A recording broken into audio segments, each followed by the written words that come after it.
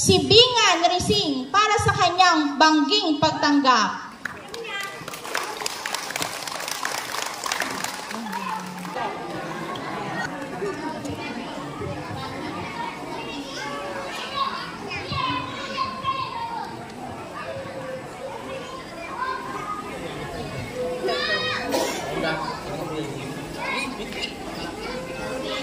Lagi kami ngani buhay kanta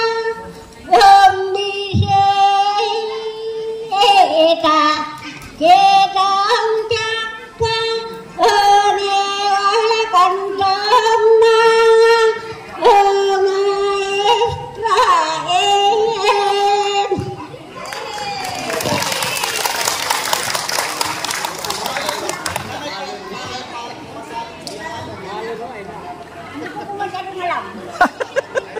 Hindi ko rin po alam yun. Sino daw po makakapagsalin sa Tagalog? Madam Juane.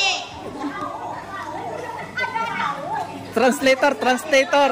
Yan ang translator natin.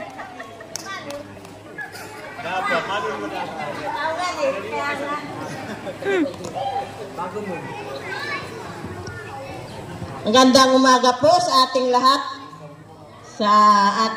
sa mga budang, sa ating mga bisita, na ngayon po ay ang kanyang ibig sabihin ng kanyang binanggi ay maganda.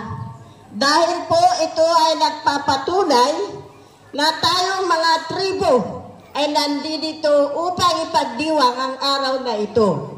Kaya bahagi din ng kanyang pagbanggi ay ang pasasalamat dahil marami rin ang sumaksi sa mga oras na ito. Yan po, marami po salamat.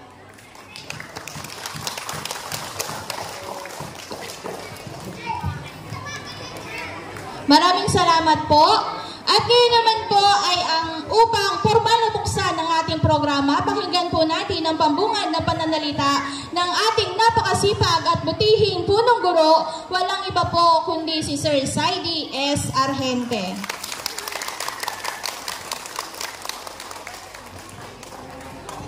Yan. Malang pag-umaga sa kanyang buo.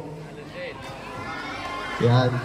So, isang pasasalamat sapagkat tayo ay pinagkalooban ng Panginoon ng isang magandang panahon upang maipagdiwang natin ang araw na ito. Isang napakahalagang araw para sa lahat ng mga katutubo.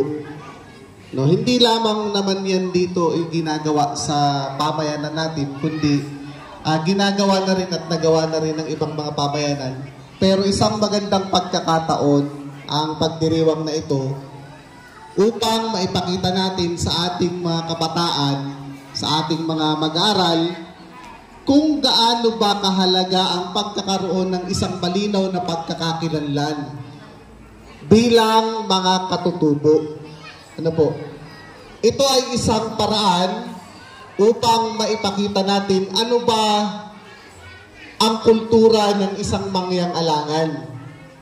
So, ito po ay naging isang proyekto natin upang maipakita natin sa ating mga eskwela yung mga bahagi ng kultura na unti-unting nakakalimutan. Mula sa pagsasalita, mula sa mga gawi at kilos, mula dun sa pang-araw-araw na pakikihalubilo sa kapwa, isang mahalagang bagay na sa ganitong pagdiriwang ay maipaalala natin sa mga kabataang ito kung sino at ano ang mga mangyang alangan. No? So, salamat po sa mga aplaki, sa mga akbay na nandito. Sana nandito rin ang ating mga agpamuon. Kasi kayo po yung bearer, kayo po yung tagapagdala ng kultura na magpapasa dito sa ating mga kabataan. Ako po bilang isang tagapagmasid na hindi naman kabilang sa tribong alangan, sa akin po ay napakalaking bagay po na makitang buhay ang kulturang minsan kong pinag-aralan ng mahabang panahon simula noong 1998 hanggang 2004. At ako po mismo ang nakapagsabi nung ako ina-assign dito na kailangan na muling maipakita sa mga kabataan kung ano ang pagkakakilanlan ng mga mangyang-alangan. Salamat po sa mga plaki ng Malyum. Salamat sa mga plaki ng Bugnay.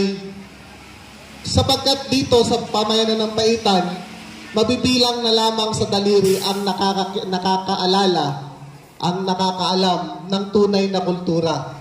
Ngayon, kayong mga nanggaling sa taas, sa Malyum at sa Bugnay, sa Mutya, sa Alalayan, kayo po yung aming magiging malaking katuwang upang muli maipakita sa mga bata natin, sa ating mga kabataan, yung kultura na ayaw nating mangyaring mamatay sa tribong alangan.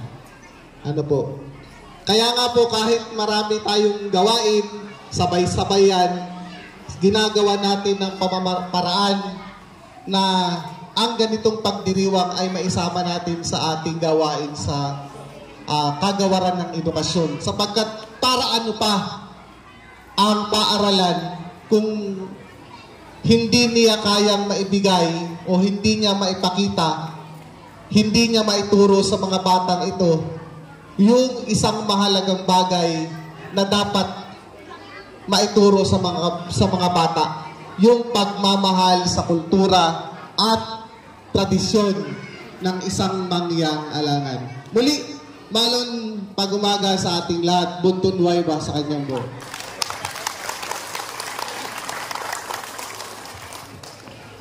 Maraming salamat po, sir, sa napakainit na pagtanggap at makahulugang mensahe. At ngayon naman po ay isa pang mensahe ang pakikinggan natin mula po sa representative ng ating munisipyo, mula po kay Ginoong Florentino Gileado.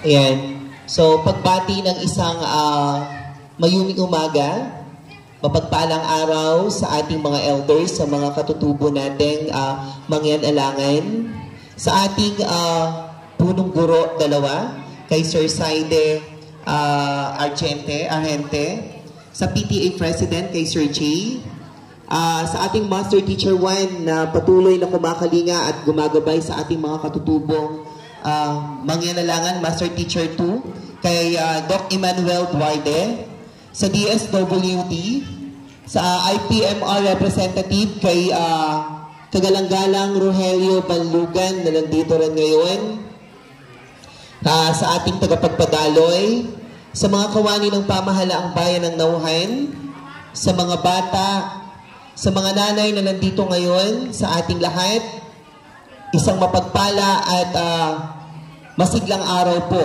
Pagbati ng buwan ng pambansang katutubo sa inyong lahat. Labis pong nagagalak ang pamahalaang bayan ng Nauhan sa pangunguna ng ating punong bayan, Mayor Henry Joel C. Teves. At siya po ay patuloy na nakikiisa sa mahalagang pagdiriwang ng pambansang buwan ng mga katutubo sa araw na ito.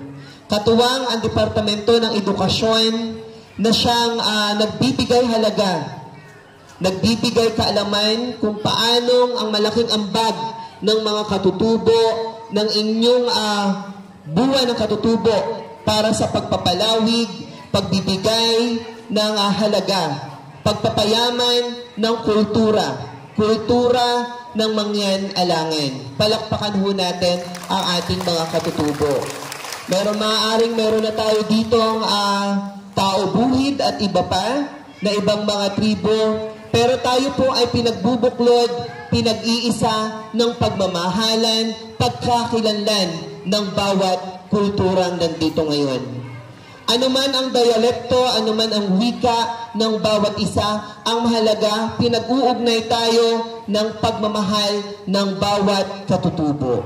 Maraming salamat po sa inyo. Kayo po ay nandito ngayon upang kilalanin ang inyong natatanging pangunahing kultura. Palakpakan natin. Katuwang ang paaralan, katuwang si Sir Saide Argente, sa pagpapalawak ng inyong kaalaman. Maraming natutuwa kami sapagkat marami na sa ngayon ang mga katutubo na masasabi natin na may mataas na antas ng edukasyon. Yan ay bunga ng pagpapahalaga ng mga katutubong mangyan sa ating sektor ng edukasyon. Palakpakan natin ang mga guro ng paaralang ito. Noong nakaraang buwan, kinilala si Doc Emmanuel Duarte sa Gawad Pamana, Sining at Kultura.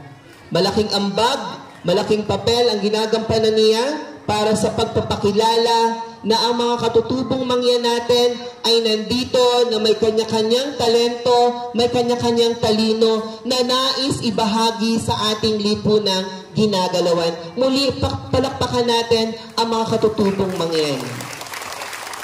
So maaaring ako po ay kilala ninyo sapagkat noong mga nakaraan ako po ay kumandidato sa konsehal ng bayan. Kanina po ay Florentino ang sinasabi.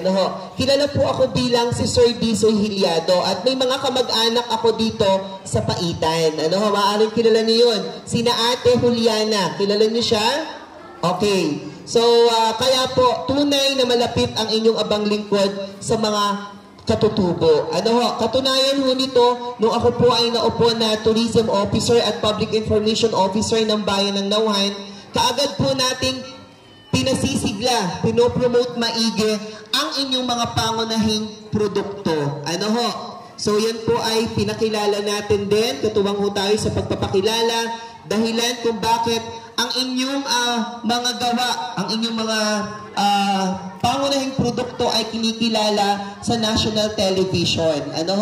Mahal ng ating punong bayan ang mga katutubo natin. At nung mga nakaraan nga pong araw sa pakikipagtulungan ng Batangas State University, tayo po ay nakilahok sa barakahan sa Borbonian, at tayo po ay naging dahilan din ang pamahalaang bayan. Bagamat po anting tulong, pero alam natin na naging daan din ito ng pagdadala ng mga produkto ninyo sa ibang lalawigan.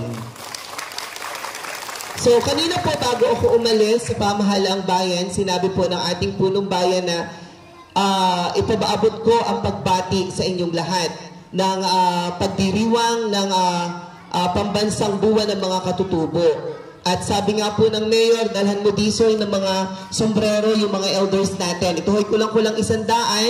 Then yung folder na malaki po na pwedeng paglagyan ng mga bata ng mga gamit nila, yun po ay nasa 300 piraso. So ano man ho yung mga pangangailangan ninyo, madali naman ho ang makipag-communicate sa akin. Si Doc Manuel, kapag pupunta sa taas, sayang hindi ako nakapagdala ng bigas, pero sa susunod na linggo, padadalhan ko po ulit kayo. So, darating din po si Dagud Mangyan ngayon.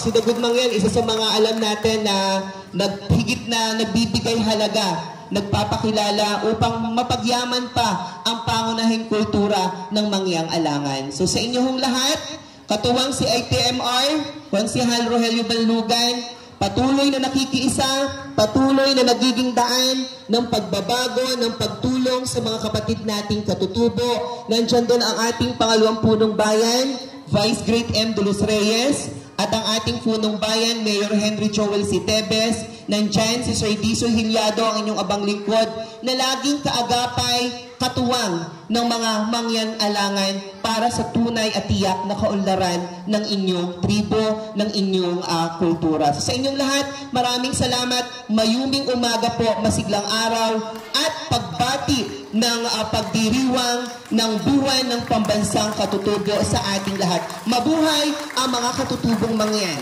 Thank you po.